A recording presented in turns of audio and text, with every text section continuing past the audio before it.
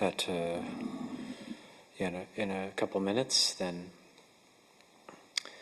there'll be we'll do a little bit more chanting. We'll do the Pali this time. Homage to Buddha Dhamma Sangha. It's on page 18 of book 1, and then there'll be the request and the taking of the 5 precepts. That's on page 126.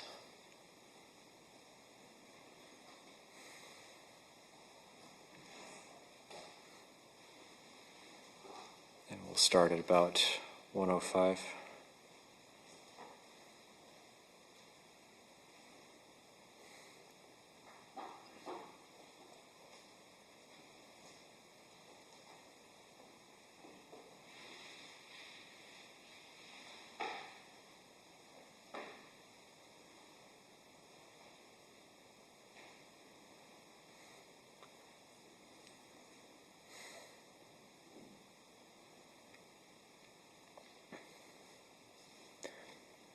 A few changes to the schedule this afternoon. We'll start with the precepts, and then we'll do after the precepts, then we'll have a reading for about 30 minutes from Buddha Dhamma, from Prabhupada's Buddha Dhamma, and then half an hour of meditation, and after that it'll be the breakout groups. So at about 2:30 p.m. will be the breakout groups.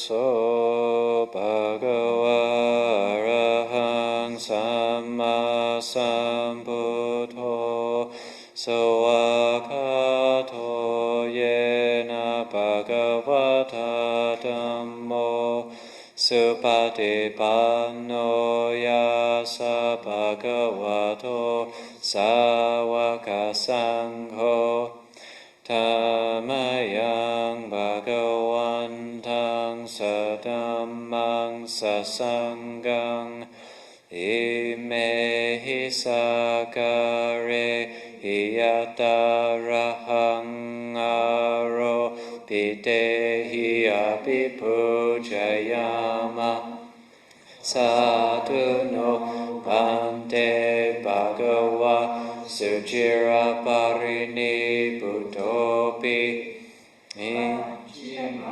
janatanu manasa ime sakare dugatapana karabute patigan atu amhakandi karatang hitaya sukaya arahang samma sambuddho bhagava buddhang bhagavantang abhivade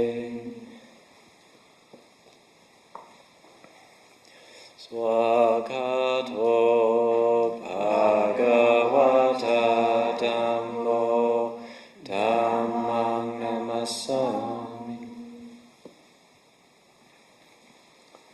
supatipanno bhagavato sāvaka sangho sangham namami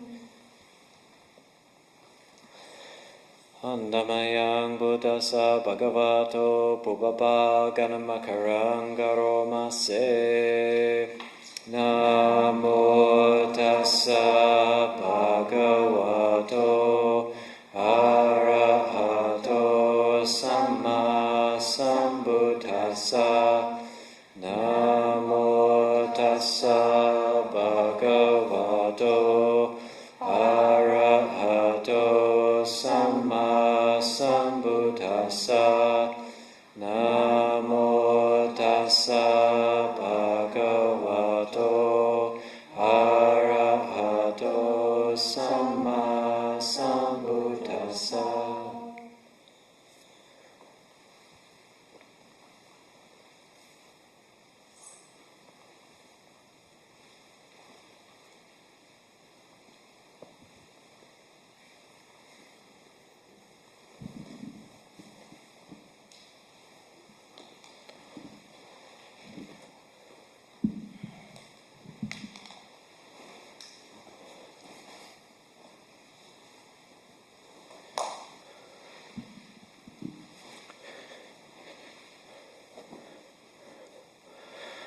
All right, so welcome back. We have this opportunity to practice for a few hours together this afternoon, study and practice, and we'll start with just on the schedule it said Q&A at this time, but we'll do a reading, and it'll be from Prabhupada's Buddha Dhamma, from chapter 10, the desire chapter, different types of desire, and exploring the differences between tanha and chanda, because which would be like craving and desire, or the unwholesome and the wholesome sides of desire.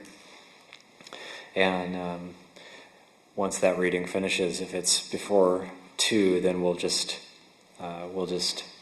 take a short break after the reading, and then we'll come back and do 30 minutes of meditation, and then we'll take it from there. So we'll invite Ajahn Kantiko to do the reading. Oh, sorry. We're supposed to do the precepts. Let's do the precepts. Okay, then the reading. Sorry. I'm getting ahead of myself. Thank you.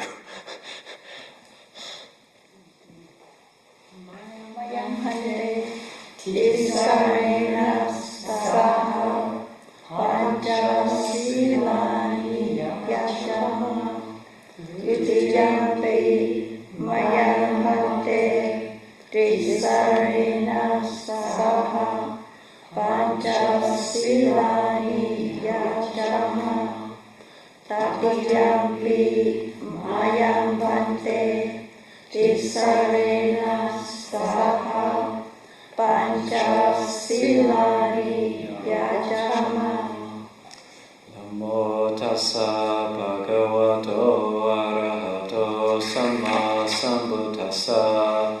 Namo tassa bhagavato arahato samma sambuddhassa. Namo tassa bhagavato arahato samma sambuddhassa. Namo tassa bhagavato arahato samma sambuddhassa. Namo tassa bhagavato arahato samma sambuddhassa. Namo tassa bhagavato arahato samma sambuddhassa. Buddhang saranang gacchami. Buddhang saranang gacchami. Dhammang saranang gacchami. Dhammang saranang gacchami. Sanghang saranang gacchami. Sanghang saranang gacchami. Dutiyampi buddhang saranang gacchami. Dutiyampi buddhang saranang gacchami. Dutiyampi dhammang saranang gacchami. Dutiyampi dhammang saranang gacchami. Dutiyampi sanghang saranang gacchami. Dutiyampi sanghang saranang gacchami. Tatiyampi buddhang saranang gacchami. Tatiyampi buddhang saranang gacchami. Tatiyampi dhammang saranang gacchami. Tatiyampi dhammang saranang gacchami. Tatiyampi sanghang saranang gacchami. Tatiyampi sanghang saranang gacchami. Tisarana kamanang nititang. Namaste. Panatipata veramani sikkhapadang samadhiyami. Panatipata veramani sikkhapadang samadhiyami. I undertake the precept to refrain from taking the life of any living creature. I undertake the precept to refrain from taking the life of any living creature. Adina dana veramani sikkhapadang samadhiyami. Adina dana veramani sikkhapadang samadhiyami. I undertake the precept to refrain from taking that which is not given. I undertake the precept to refrain from taking that which is not given. Kame sumichachara veramani sikkhapadang samadhiyami. Kame sumichachara veramani sikkhapadang samadhiyami. I undertake the precept to refrain from sexual misconduct. I undertake the precept to refrain from sexual misconduct. Musawada veramani sikkhapadang samadhiyami. Musawada veramani sikkhapadang samadhiyami. I undertake the precept to refrain from lying. I undertake the precept to refrain from lying. Sura virayama cha pamadatana veramani sikkhapadang samadhiyami.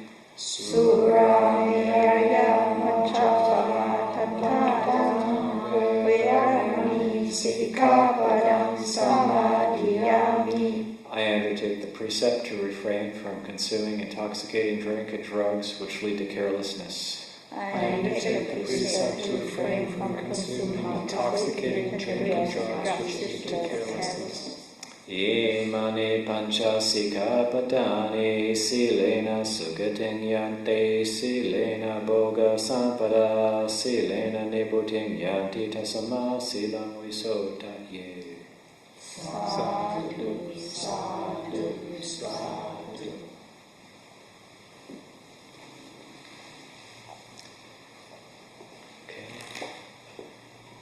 Thank you, Atula, for that reminder. Thank you for speaking up. See something, say something. So, now we can begin the afternoon with a reading from Buddha Dhamma. So we'll be exploring the differences between Tanha and Chanda in the Buddha's teachings. So I'll invite Ajahn Katiko to do the reading.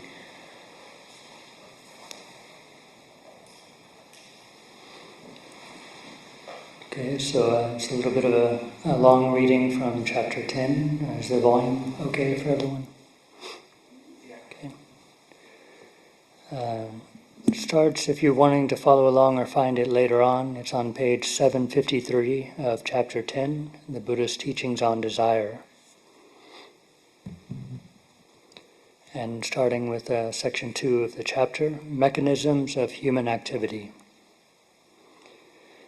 One doubt frequently expressed is based on the belief that people's actions must always be accompanied by desire. People act according to desire. If there were no craving or desire as a catalyst, people would not act. Surely they would remain inert, listless, and apathetic.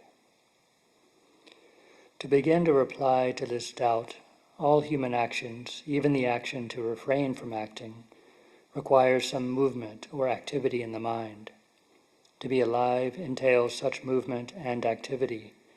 Here we can examine the mechanisms functioning behind such activity. Human beings are not like the leaves and branches of trees which sway in the breeze, affected solely by external conditions. Humans act prompted by internal conditions. When the physical body is healthy and ready for activity, the mind begins to be aware of what lies in front and behind, above and below, nearby and far away, along with the surrounding location of various objects. In short, one has an understanding of the possible avenues for movement and activity. With this initial understanding, one must then decide which direction to move and how to act. The mental factor that controls or dictates this decision-making process is intention, or cetana. Here in this decision-making process, intention is affected by an impetus or motivation, which one can call desire. When one desires to go somewhere, obtain something, or perform an action, intention chooses to fulfill this desire. What is desire? On a basic level, desire stems from likes and dislikes. Whatever agrees with one's eyes, ears, tongue, mind, etc., one wishes to obtain and consume. Whatever is disagreeable to the senses, one wishes to escape from or get rid of. Intention makes decisions according to these likes and dislikes. This form of desire, based on preferences and aversions, is referred to as craving or tanha. In sum, there are various factors involved in this activity. Knowledge, panya, sometimes called intelligence or wisdom. This helps to reveal and discern the various objects in one's surrounding environment. Craving, tanha, wishes to obtain or get rid of particular objects. And intention, cetana, chooses to act according to these desires. Yet there is another element to this process. Living beings possess deeper, more fundamental needs and desires when it comes to action or non-action. They wish to exist, to survive, to be safe, to be healthy and happy, to live in an optimal state. They wish to exist in a state of fulfillment. Here one may ask whether such fulfillment is found by merely relying on a knowledge of one's surrounding sense objects, a craving to either consume or evade such objects, and an intention which propels actions in accord with the whispered suggestions by this very craving. Wisdom itself will answer that this is not enough. If one encounters some food that has been made to look appetizing by adding various chemical colorants, craving will want to consume it. But if one indulges craving, it is as if one drops poison into one's food and one will suffer from obesity or some other ailment. This knowledge is insufficient and untrustworthy. It may claim to be wisdom, panya, but in fact it is merely an expression of not knowing, i.e. of ignorance, avidya. Take the example of a student. Counterfeit wisdom may say, quote, not far from here is a place of amusement and entertainment where one can really be wild and unconstrained, end quote. Craving, wishing to have fun, then grabs hold of this appealing prospect. It whispers, don't go off to school and tax yourself listening to some tiring subject. It then prods intention, which decides to skip school and engage in some form of excess or debauchery.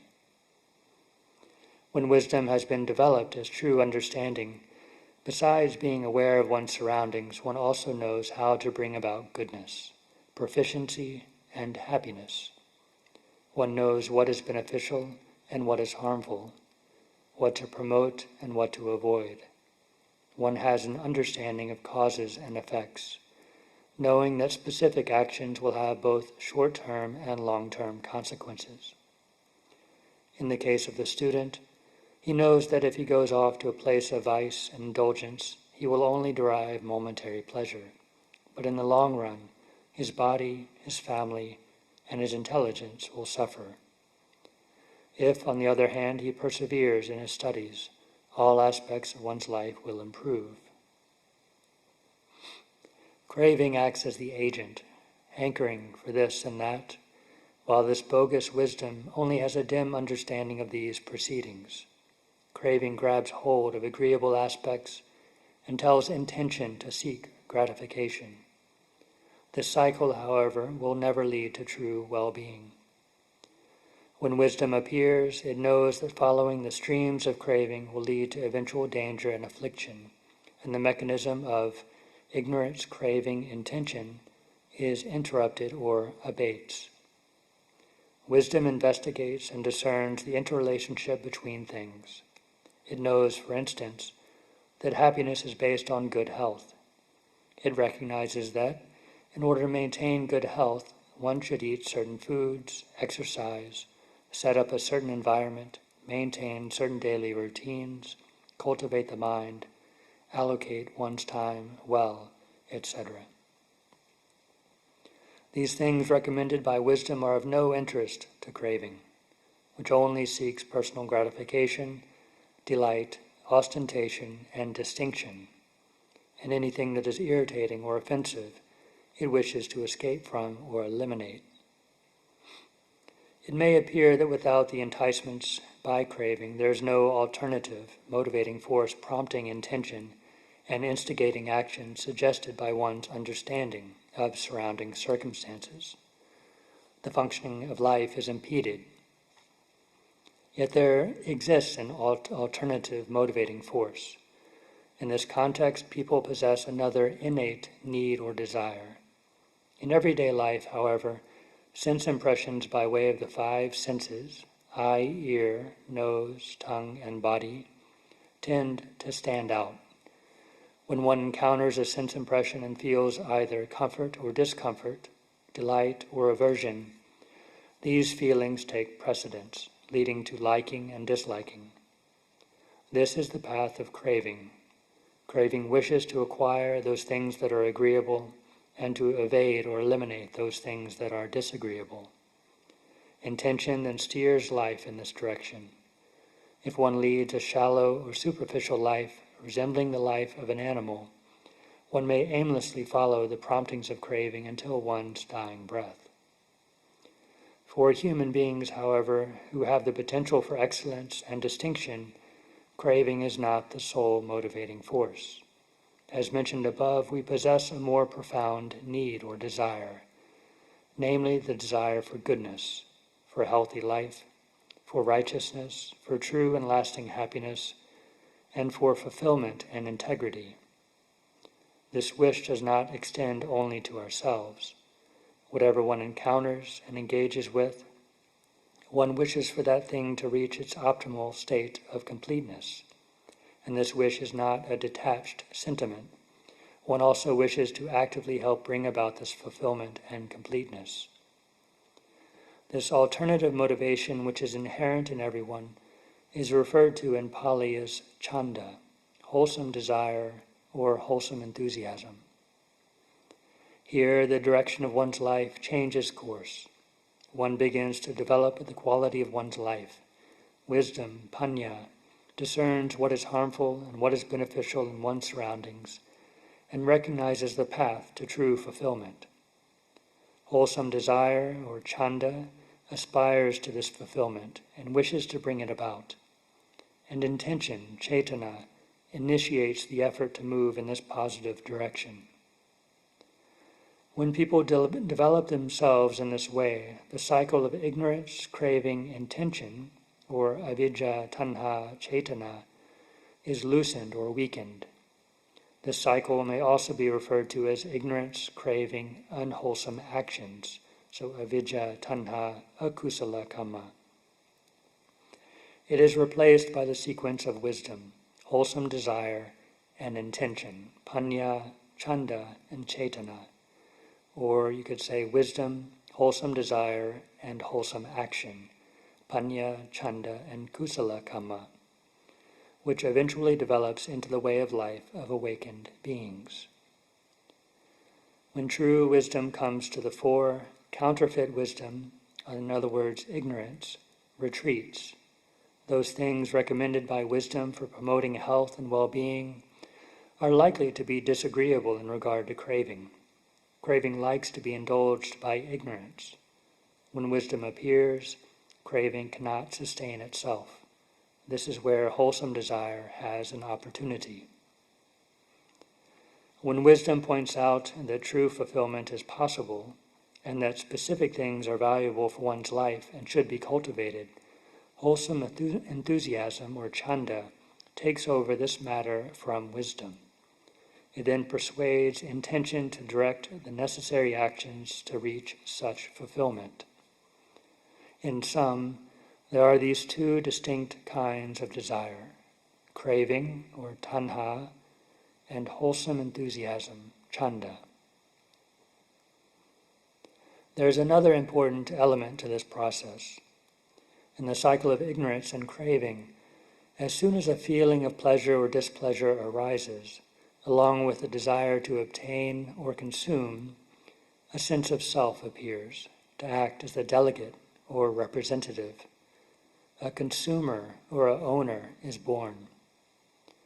This then creates the duality between such a consumer or owner and those objects desired and consumed. Following on from this is the arising of a sense of you, of him, of them, etc., who threaten, obstruct, compete, and so on.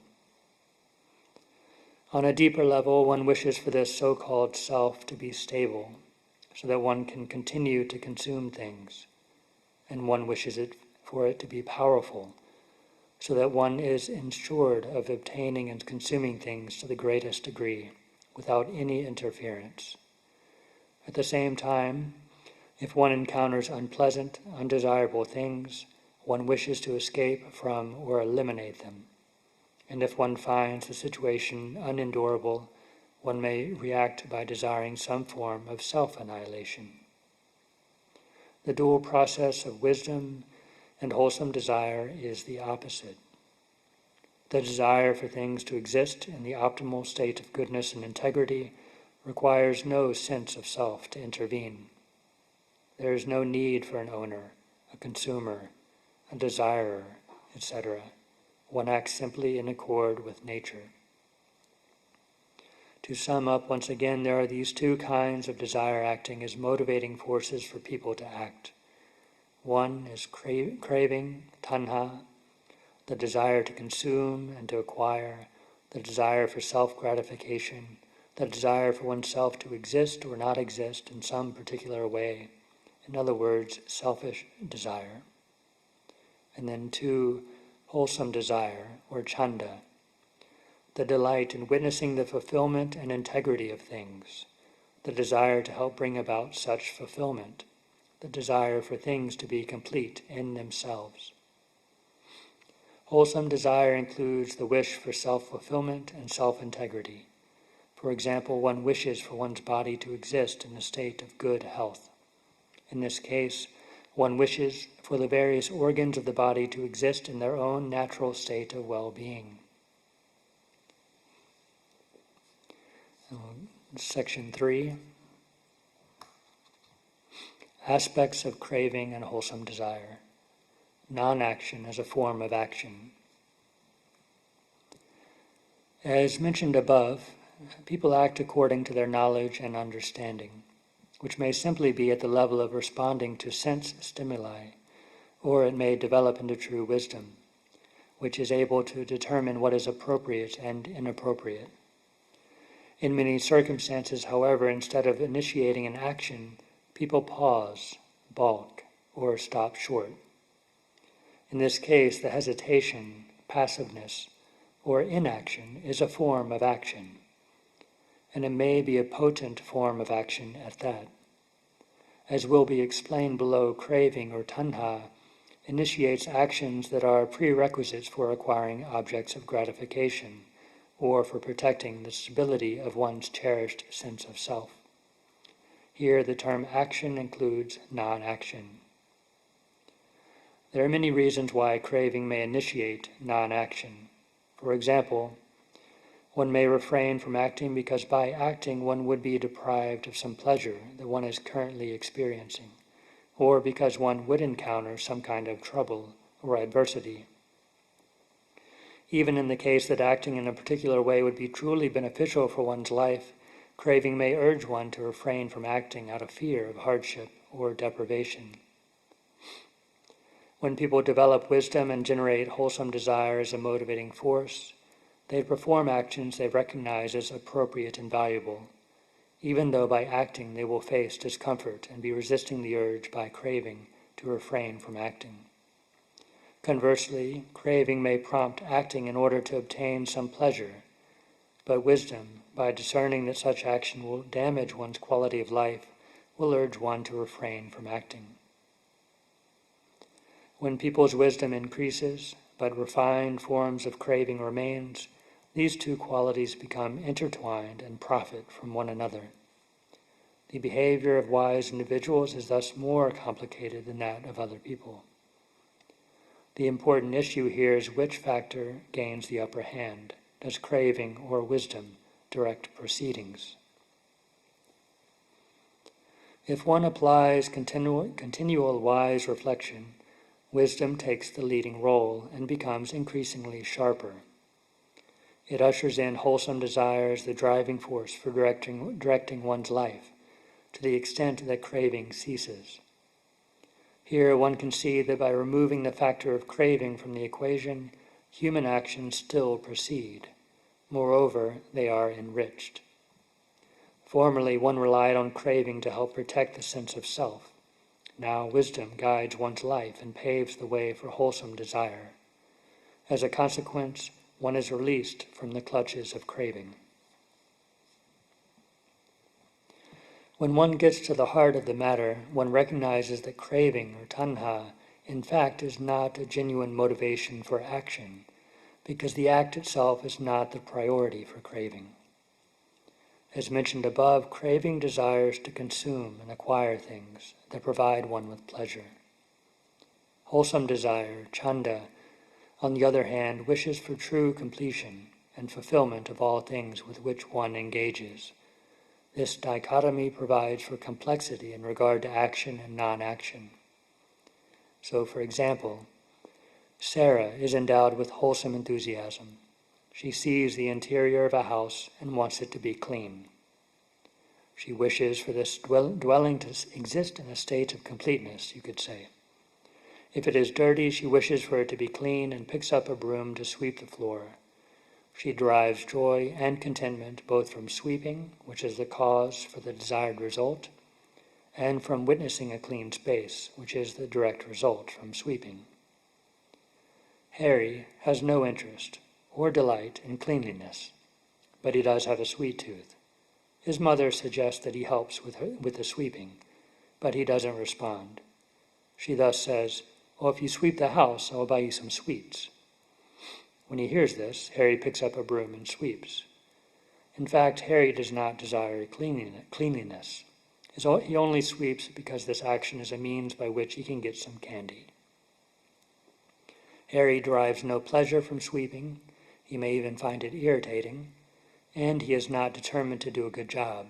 His mother may need to constantly supervise him. This is because sweeping is the cause for a clean house, which is not the result he desires. His happiness will have to wait until he gets the sweets. To reiterate, craving does not desire the thing or state that is the direct result of an action. Craving urges action only in the case when it is a necessary prerequisite for obtaining desired objects. If there is no other way to obtain the desired objects without needing to make If there is another way to obtain the desired objects without needing to make effort, craving will prompt one to avoid acting and choose the path of inaction instead. Craving is more often a motivation for inaction than it is for action. When craving leads to an avoidance of action, it may manifest in the form of laziness, whereby one clings to pleasurable sensations. Alternatively, it may manifest in the form of fear, say by being afraid of encountering some form of discomfort while performing an action or being anxious of losing self-importance.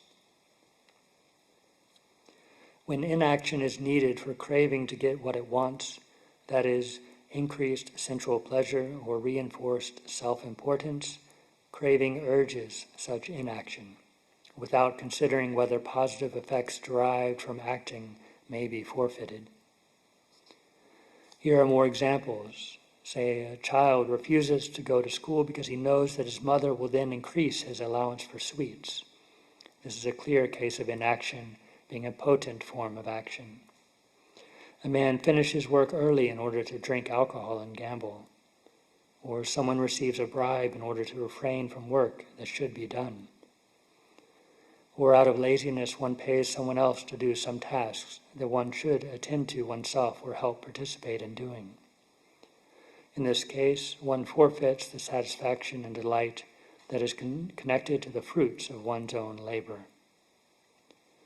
Positive action is initiated by wholesome desire, chanda, stemming from wisdom, which recognizes what is truly valuable and what should be done. Wisdom rouses wholesome desire for bringing these things to completion. Even in the case when craving initiates action, there are perils because the preconditions mentioned earlier establish the following equation. Craving urges action out of delight for the pleasure derived from such action. The more one acts, the more pleasure one receives. The more pleasure there is, the more one desires. The more one desires, the more one acts. In many occasions, people keep acting until the positive results of these actions are squandered. Wholesome desire, on the other hand, initiates action out of delight for its positive and wholesome effects.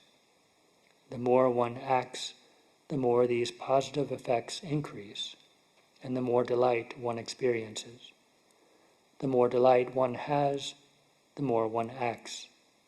One continues acting until the goodness and integrity reaches completion.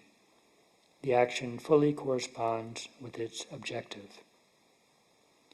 In some, craving more often than not urges inaction, and even when it initiates action, these actions are hazardous and lead to more harmful effects than beneficial ones. One should thus abandon craving and instead foster wisdom and cultivate wholesome desire. And that's it. Sadhu, thank you. We'll sit for 15 minutes now, and then we'll take a short break after that.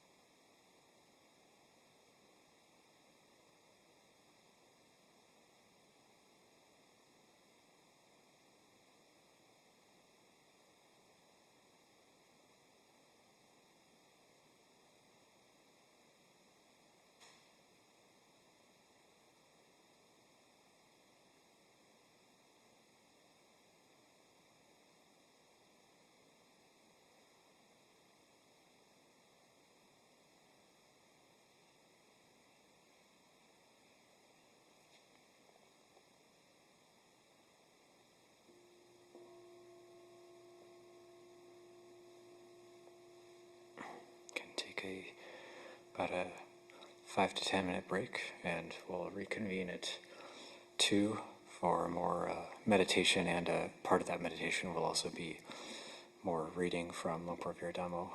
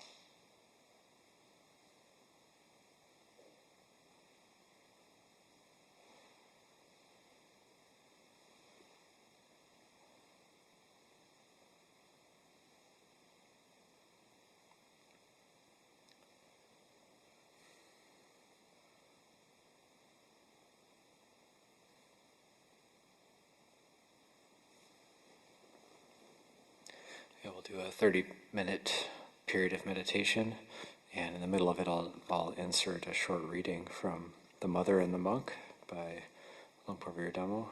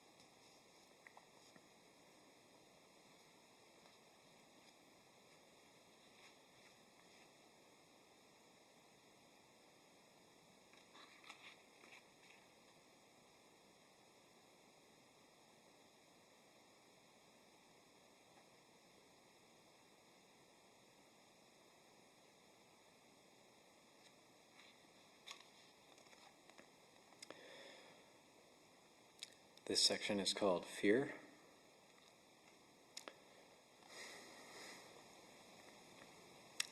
My own struggles with fear involved learning to witness it through my body, to actually let fear move through me. At first, I wasn't so accustomed to this. I would typically localize my attention, focus on the breath, or try to control my mind, using practice as a way to distract from or eliminate fear. It was, in essence, an agenda to avoid it. Previously, the very idea of witnessing difficult emotions like fear, panic, or anxiety by allowing the body to fully feel them in the gut, the heart, the hands, the neck, was foreign to me. This open, empathetic way of being with fear met with a great deal of resistance. In the beginning, I was more likely to think about fear, dwelling on fearful thoughts, planning talks around it, or arranging my life to avoid it altogether. It was all intellectual analysis and thought that never truly addressed the issue, because it never allowed me to fully witness the energy of fear itself. However, our practices of body awareness are very receptive practices. There are practices which allow the energies of greed, hatred, and delusion to manifest. And because we open to them in this very body-witnessing way, their energies weaken and disappear. They process through the body. We feel them in the guts, we feel them in the heart, but because we no longer have an agenda of getting rid of them or closing them down, as they process through us, our body begins to be liberated from them. And as our body is liberated from them, our mind is liberated from them as well. This is the beauty of practicing body awareness to release difficult emotions. The heart, stomach, or the body as a whole don't lie. Thoughts, if you notice, often lie. The thinking mind can just spin stories around rationalizations, blame, the whole business, but the body doesn't lie. The body feels, and we are mind-body experiences, aren't we? That's what our living existence presents to us. So there is a way of entering into our karma, entering into the difficulties of our practice, which is not simply intellectual. Intellect can help, but body-based practices, I think, are very important. They are not trying to focus on anything. They're very open and welcoming. This is what the attitudes of the Brahma-vihara are about. You open to something that you don't want to open to, but in the opening to that, the kind of locked energy of fear and anger begins to be felt, begins to be released. Your whole body begins to have a sense of openness, of open attention. Then the mind is no longer localized into thoughts, into views and opinions, into all these awful self-disparagements that we have. It's no longer localized in that way. There is now a sense of expansion and largeness and liberation and letting go. It comes from simple attitudes of receptivity, of listening, of allowing, of being curious, of taking the time to allow these energies to be just as they are. I don't know about you, but one of the problems I always had with these more difficult energies of my practice was just the continual analysis of them, trying to figure out what I need to do about them, trying to figure out a practice to get around them. Why are they here? So the mind always tends to be engaged in thought, but never really with the present moment, never really with feeling.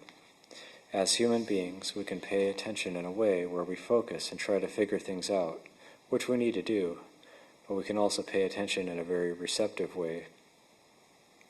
We're usually not taught about the second way. We're taught to look at a computer screen and manipulate some keys, or a mouse, or a finger, and create some kind of a result. We're taught to manipulate vegetables to make food. We're taught to manipulate a sewing machine to sew robes. This is natural.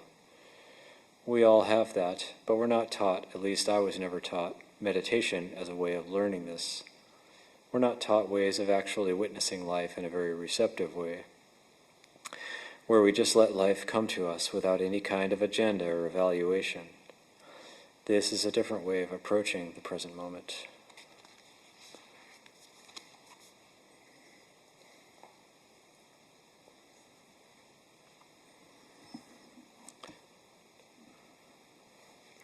So just dropping that in there to the meditation and developing that receptivity and openness in the present as we do our breath meditation for about another 20 minutes.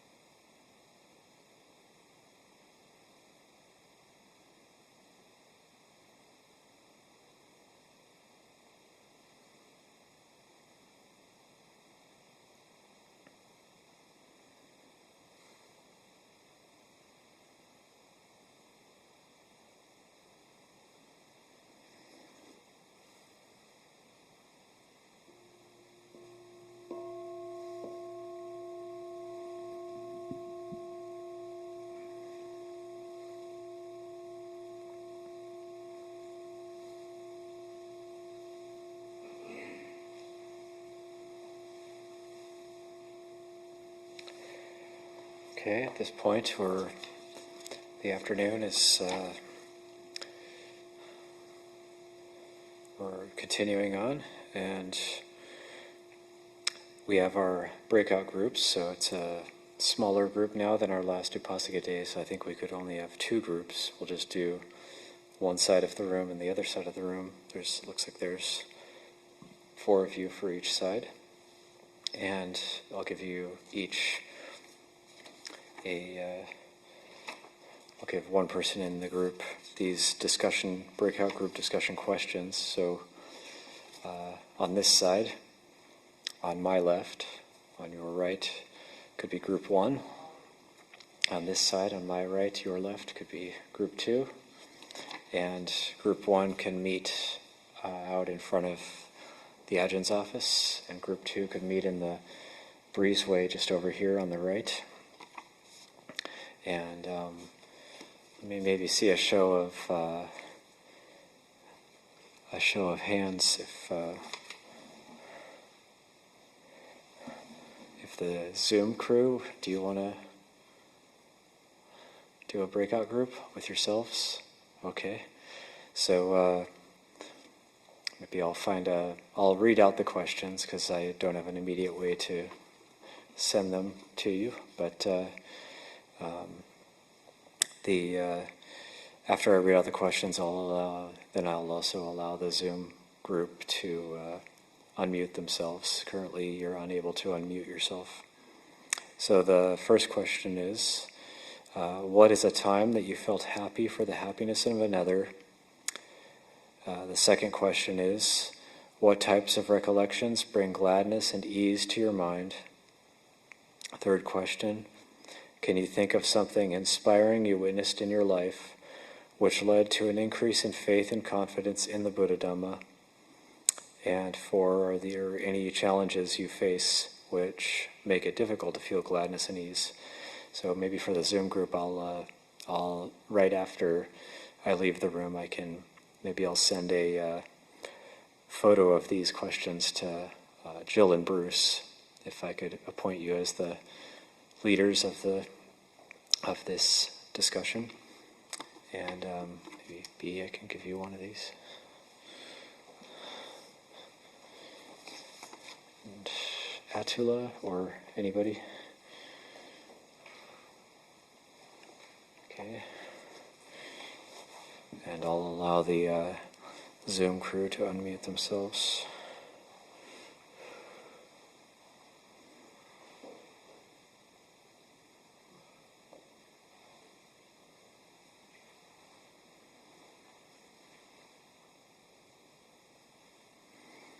Okay, and I'll send a photo to Bruce and Jill in a moment here of these. So yeah, we can break for about 45 minutes and do our breakout group discussions.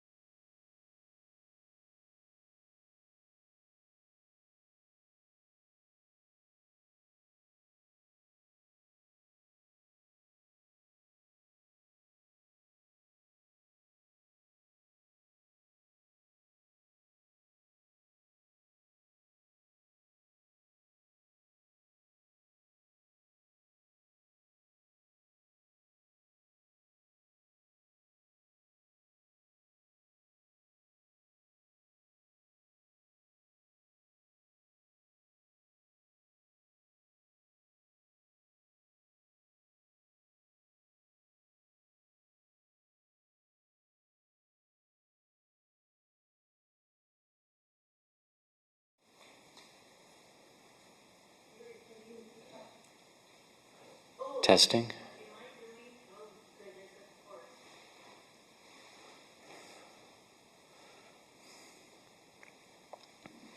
Okay, so that ends our group discussion period, and we'll consider, there's group 1, group 2 in here and in the Dhamma hall, and then group 3 can be the Zoom group.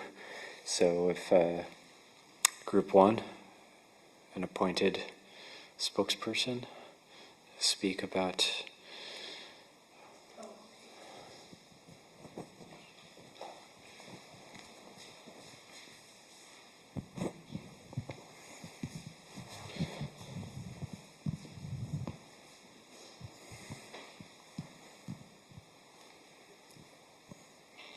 So for the first question, what is a time that you felt happy for the happiness of others? And we had a couple of very specific events for two of our group. One was his father's 60th birthday. They had a poker game, and his father never wins anything, and he won everything out of 60 people on his 60th birthday. And so when one of our group brings that to mind, it just makes him feel delighted for his father, who was very happy.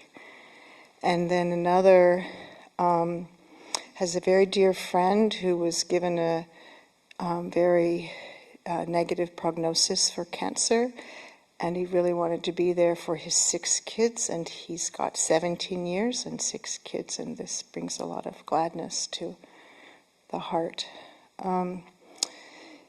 And then Bea brought up something that we all echoed, but she specifically heard a talk about the enlightenment of Luang Por Mun and Luang Por Chop, and the monks saw luminous devas and brahmas so radiant, both from their kutis, and Luang Por Mun said, I have seen the Dhamma, and that was it, and that brings a lot of light to the heart. And for me, reflecting on the enlightenment and these very visual recollections. So for me, it sounds silly, but when Liam wanted to FaceTime with a very, very, very enlightened, lovely monk, but he has a very radiant countenance, and I've never experienced that. So I can still see him bursting into laughter when he saw Liam's face. But I don't have words for what that felt like, because I've never seen anyone with that kind of barmi fill a room with happiness like that. And so that makes me feel very happy for Liam to have that connection, and happy for myself to also have had that connection. So then, the types of recollections that bring gladness and ease to the mind,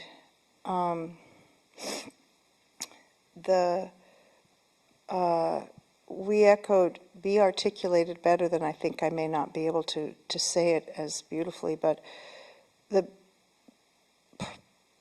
she had an actual practice for bringing gladness to the mind whenever the mind was shaky. So she recollects the Buddha, Dhamma, and Sangha, and breathes a very deep breath, and then brings metta to the heart, and then often also chants ETP So, and that will bring gladness to the heart. And then we, one of the, so that articulates also for me and another person in our group.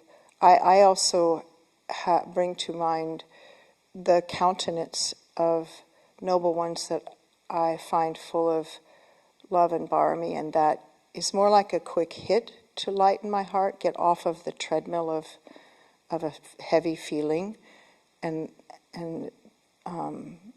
but then the chanting is also very valuable. There was one of our group that had a lovely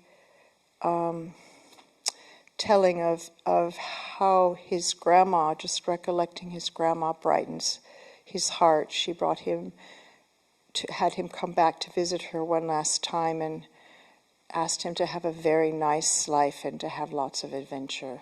And that he brings that to mind to lighten his heart. And things that we've witnessed, we all echoed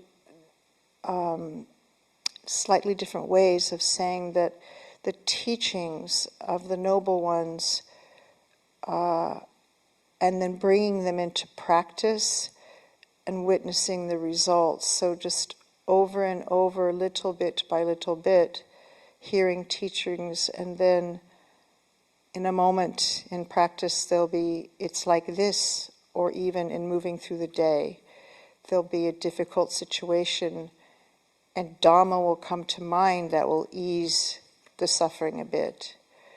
And then one of our group members who's just coming for the first time here and hasn't any experience with Dhamma, felt like almost hearing Ajahn Veera Dhamma. He said that facing the fear of moving to New York, that was inspiring to him, that he's able to do that and continue to look at that and still have bravely moved to New York. And then the challenges that we had voiced was the quickness of speech before the mind even notices that it may feel frustrated or angry. There's a quick speech that is very direct, and that dampens the gladness. And then one of our members who's had a epiphany here and life-changing shift and brightness in the mind, that was also the most time he felt happiness and the recollection to mind, that incredible shift of having hope. So the challenge to that is leaving this place of support and inspiration for this incredible shift in being, going home where this is not here, to bring this shift into the daily life at home. And then another person said that the challenge is going to thought of things, bad things he did in the past behavior that he's made a great deal of change to, but it is a big challenge to feeling glad if his thoughts go backwards to that time. And then there was another echo of that on a fear rather than remorse state, where our set footing, where the fear of survival, stepping off, that's the perseveration of that dampens gladness, and has to be, one has to, it was me who has that, I have to step off of that treadmill and I will use metta or bring an image of a noble one to mind and see that this is silly, that have to make a conscious decision to not be in that space. Okay, thank you. Does anybody else in your group want to say anything? Or that's good. Yes, that was the summary. So, okay. Did you want to say anything? Okay. Okay, group 2.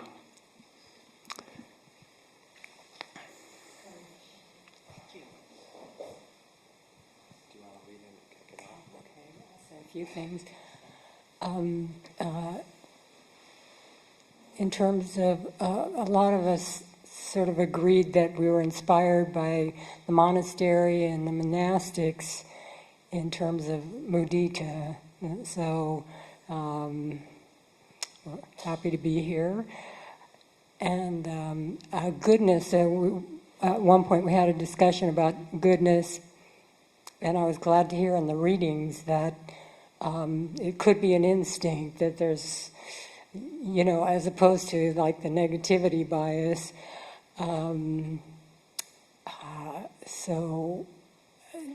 But there's almost kind of a suspicion of goodness out in the world, and I don't know, fear or tension. But it's wonderful when it happens.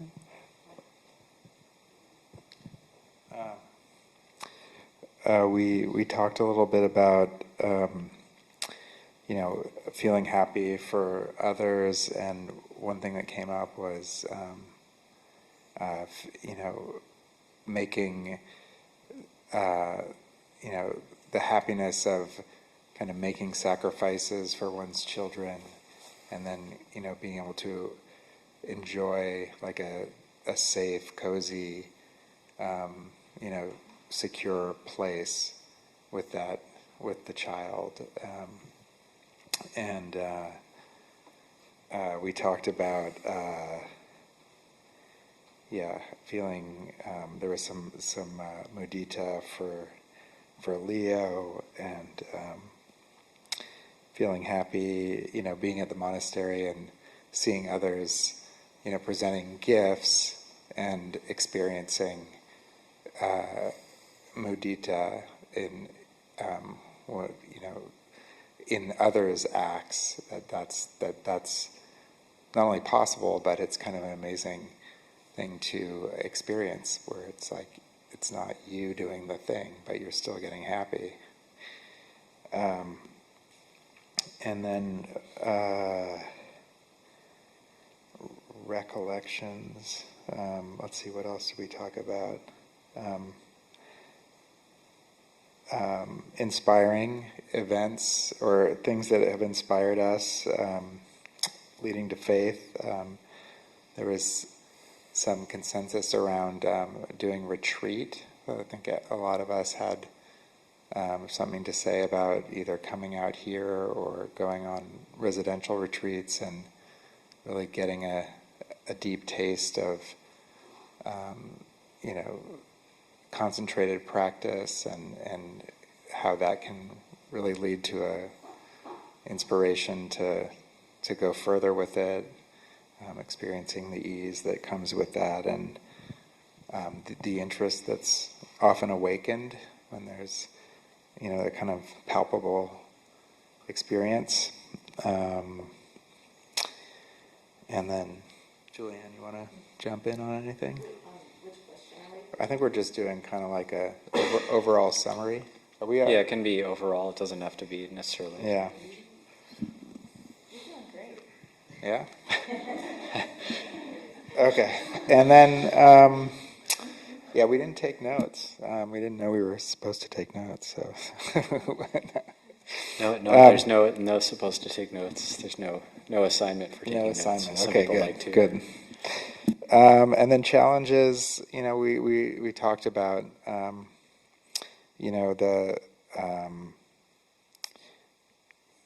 Just the negative emotions, the tendency to, someone in our group talked about, often strong feelings just sort of coming down very quickly like an avalanche, and, trying to work with that, but also just sort of accept that it's happened, and then, be able to, work with that, and a huge part of that is the gratitude for forgiveness, and how, repair is possible, and that's sort of like the that's the other side of the difficulty, is things can be repaired. And then we also talked about, worldly concerns, money, falling into the habit of trying to make the finances secure, or make the house secure, or make, all those things out there, trying to make them secure, and maybe putting off things like practice, which, I think we all were in agreement that there's, nobody regrets practicing. Nobody regrets the hour spent meditating, or the retreat gone on, or the visit to Abhayagiri. It just doesn't. You just never say to yourself, "That was a waste of time. Why did I do that?" And yet, the same can't be said for all those times figuring out the plan to do the thing that's gonna, make more money, or make the house right, or advance this or that agenda. And so I think that conversation expanded into the recognition that it's very hard not to think about those things. It's not as simple as just putting those things down, because it's, things, there are things to worry about. And so there's a little bit of the riddle there. But so I think for myself, the part of the answer is just recognizing the so-called profit in making time for practice, and how sure that is, and reflecting on all the time spinning out on trying to make this or that thing just right. There's probably a lot of time that can be recaptured in not spinning one's wheels, around things that really can't be acted on, or aren't actionable in that moment, or in the hour, day, week, or whatever.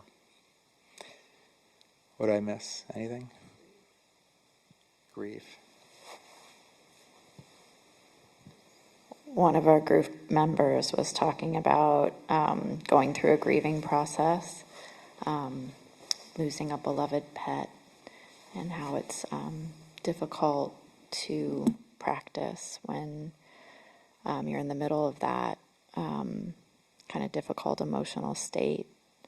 And sometimes it's hard to sit and feel your body and feel your thoughts when you're in the middle of a big storm. I relate to that a lot. All right, I think that covers it. Yeah, thank you. And we could, so group 3, could, the Zoom crew, be Jill and Bruce as spokespeople for that group.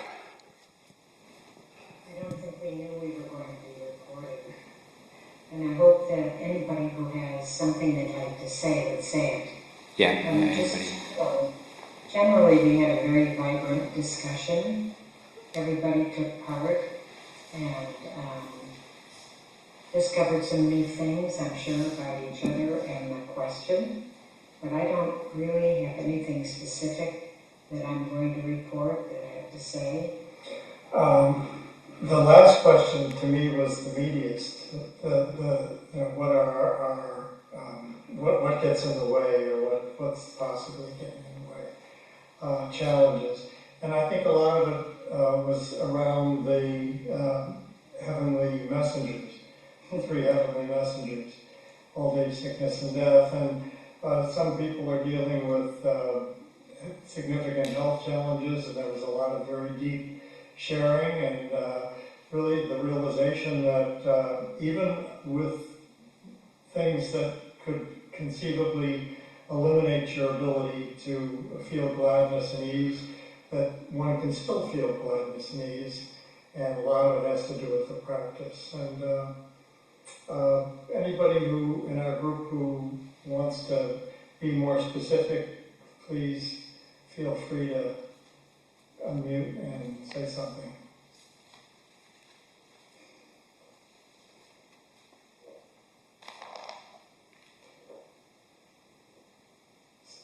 So I guess that'll be our report. Breakout. Oh, I just unmuted. Oh, good. I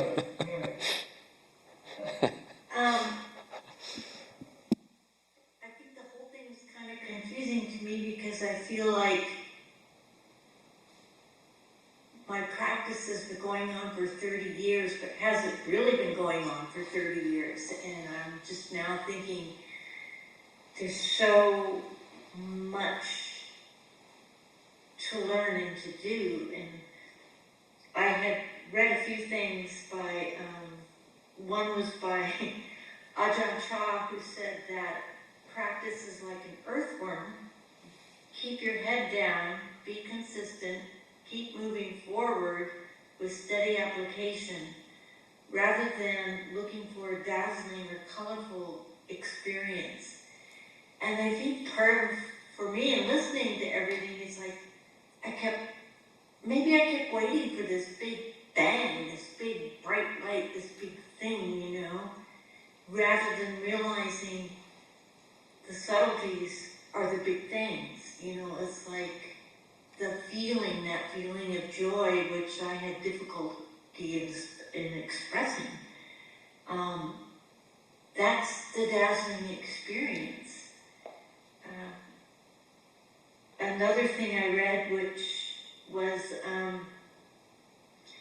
or I thought about just contemplating the consequences of not practicing and listening to everybody talk about the benefits of their practice and how it's helped them in living with grieving and helped them with difficulties in their lives, but also helped them realizing the joyful things in their lives, the happiness in their lives. Their practice has helped them feel joy. So I'm ruminating and I'm thinking about, like, what are the consequences of not practicing? And I think I'm getting the picture. So thank you. All right, thank you. So, we have about 20 more minutes for our Upāsika Day session, and I just thought open it up for questions. We can spend about maybe 15 minutes or so, or whatever feels comfortable. If anybody has any questions, either here in the room or if anybody on the online has a question, then I can open it up.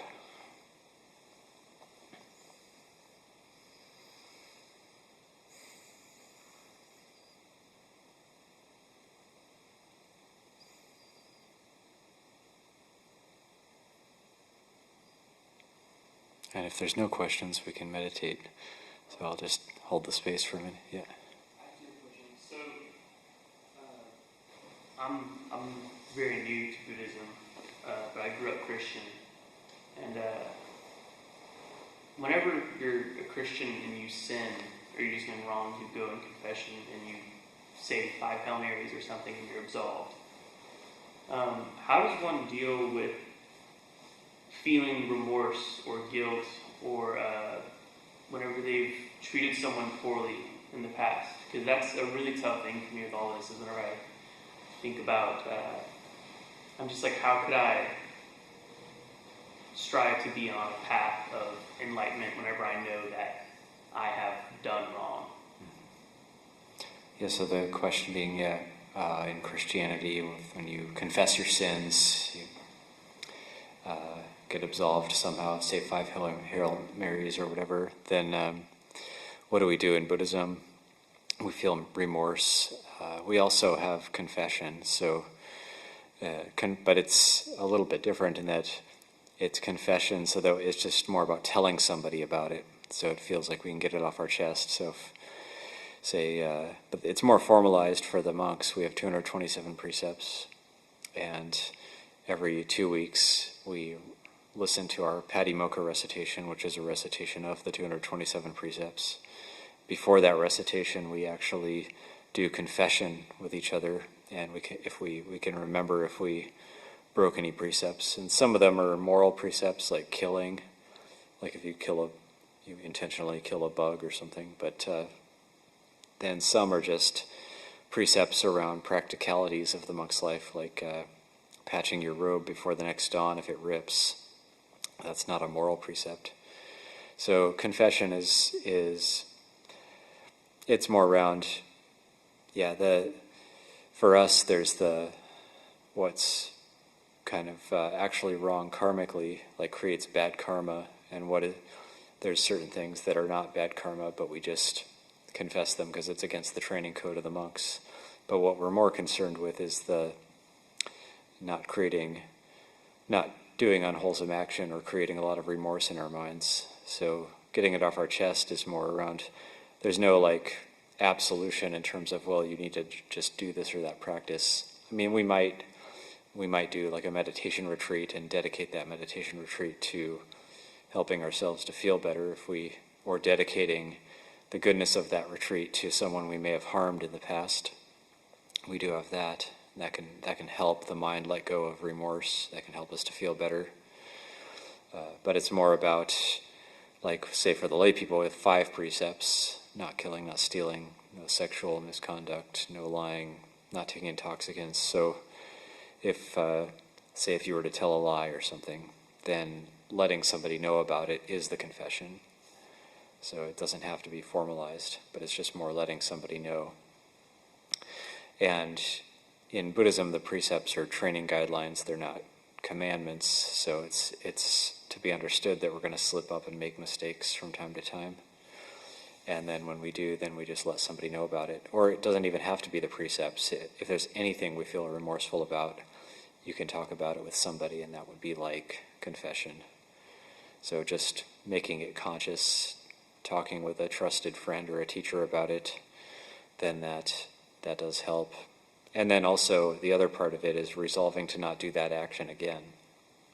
So because we saw the suffering of that action, then we make a resolution that we're going to refrain from that action in the future because we saw the damage that it caused. So that's Dhamma practice. That's the modification of our behavior of body, speech, and mind in order to be less unwholesome and more wholesome. So that's through looking at our behavior, investigating our behavior. And then the precepts are, again, they're not commandments, but they're for seeing intention. They're for learning about our inner intentions, our inner motivations as to why we do things. So the precepts are also around if we break a precept, say if it's a precept like a moral precept, then we might say the third precept, for example, if you want to cheat on your partner, then that would be like there might be a desire to do that, but it's an unwholesome desire. So the precept is keeping the unwholesome desire in check.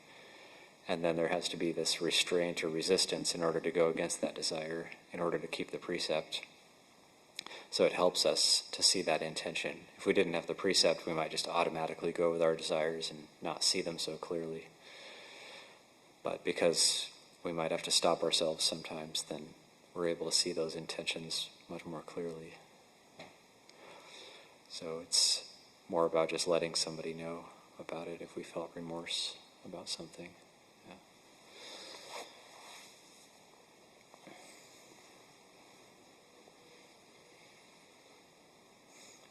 I've been for, 2 or 3 weeks trying to peel the onion of remorse in my work. So I struggle with the skillfulness of asking permission for very many little things where I've been given blanket permission to do anything on some level, cook what I want, cook the kids what I want, go where I want. So because of the lack of the complete trust, it's almost more burdensome because the people my family and others are so busy that any kind of time, any verbal, there's just no time hardly for communication, a little text, so they clearly prefer me to just... So I often ask myself, would the wise later reprove, right? So looking at, I really keep spinning round and round. Is it okay to take the baby to the post office? I know that nobody wants me to ask. If we go to the stroller, do you mind if I go to the post office? In fact, so I'm not sure how to evaluate, am I being ungenerous? Like the criteria. If I had memorized the Patimokkha, I bet the Patimokkha would give me like bumper pool. No, no, no, no. But I don't have that, and I can't really ask. It's not skillful to ask permission because they don't want to be bothered. And I've been with them for 4 years, and they love whatever I do. But it just, so I'm not, I don't know, I want to create some algorithm almost where I can ask myself, how much of this is for my benefit? Is it for my long-term benefit and the benefit of others? Is the only one I can come up with. It just comes back to seeing intention. You're obviously not stealing things. So no, but I want to go to the post office to help Sue, to help Liam, and the baby's fine. The baby likes, my view is the babies like everything if you have a good heart. They think everything is fun. Yeah. And so I don't know, but it's like, it's really not it's for my benefit. It's not their mail I'm taking to the post office. It's not even mine. It's not even Liam's. It's Liam's friend. One time, we have a bunch of mailboxes down at the driveway down here. It's the end of the road of the mail, so that anybody who lives beyond the monastery has to come here to get their mail. All these mailboxes at our entrance, and I had this idea. I wanted to. They're all really junky and messy looking, and a lot of them are falling apart. And I wanted to take all the mailboxes and just like build a nice straight thing and re-put all the mailboxes on this nice straight thing, because currently it's an eyesore. But it's against the law to do that, unfortunately. But to tamper with people's mailboxes. So I was talking with another monk and said, what if I just went in the middle of the night and took everybody's mailboxes down and then made this really nice thing and then put them all back on, and then everybody would be happy. And he said, that would be like breaking into somebody's house and cleaning it for them and then leaving.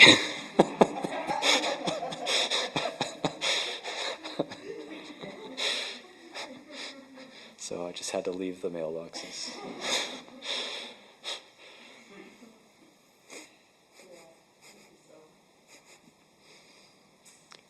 Maybe one more question? What was the name of the reading that you did earlier? What was it from? Buddha Dhamma. Buddha Dhamma. It's a huge book. It's really heavy. And chapter 10 on desire. So it's kind of this, like a Bible for the Buddha Dhamma. It's a Prapayuto who is he's like, he's like the Bhikkhu Bodhi of Thailand, you could say. And he's done incredible work. He's a very bright being and quite elderly now with a lot of health problems, but he's a really special monk who is a great scholar and just a very bright monk in general, and has this is like his life's work, and he's compiled and organized the Dhamma in a certain way that's really amazing. So you're welcome to take a look at it. It's available online. Yeah, you can get the PDF, but you're welcome to take a look at it this evening as well. Was there something in that reading?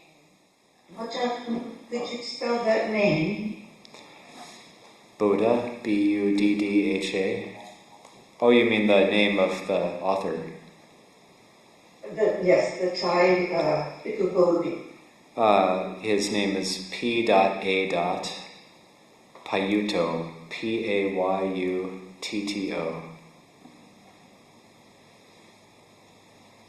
P.A. Payutto. Payutto.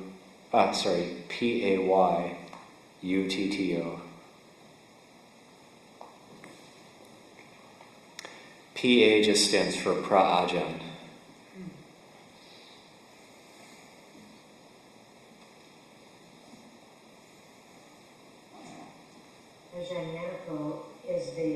book by Dhamma available at Abhayagiri? It's brand new, so I only got given about 5 copies of it. But I just finished reading it and thought it was a really lovely book. But I think that soon will be online as well. And maybe we'll get more at some point.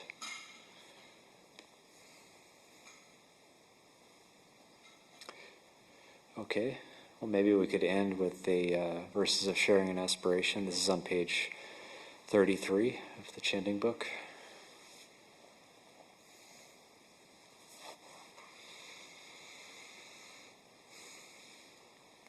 Now let us chant the verses of sharing and aspiration through the goodness that arises from my practice.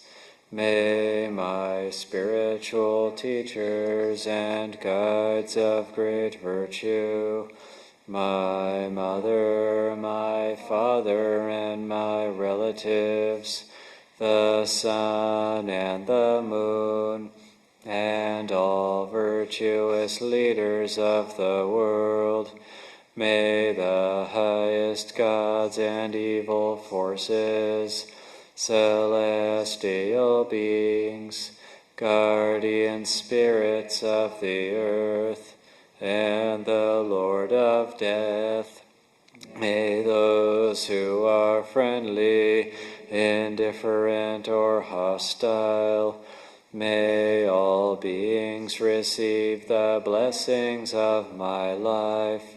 May they soon attain the threefold bliss and realize the deathless through the goodness that arises from my practice.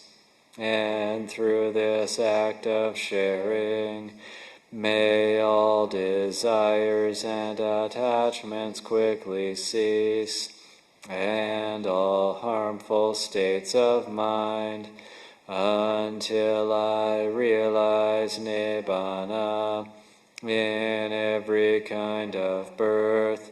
May I have an upright mind, with mindfulness and wisdom, austerity and vigor. May the forces of delusion not take hold, nor weaken my resolve. The Buddha is my excellent refuge. Unsurpassed is the protection of the Dhamma. The solitary Buddha is my noble guide. The Sangha is my supreme support. Through the supreme power of all these, may darkness and delusion be dispelled. We'll do closing homage.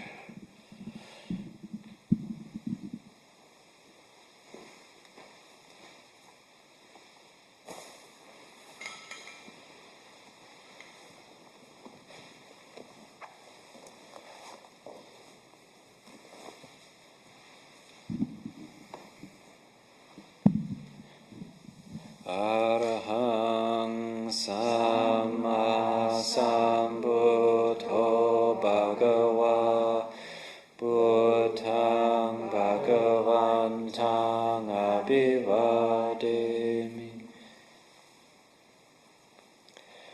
Sawakato Bhagavata Dhammo Dhammang Namasami. Supatipanno Bhagavato Sāvaka Sangho Sangha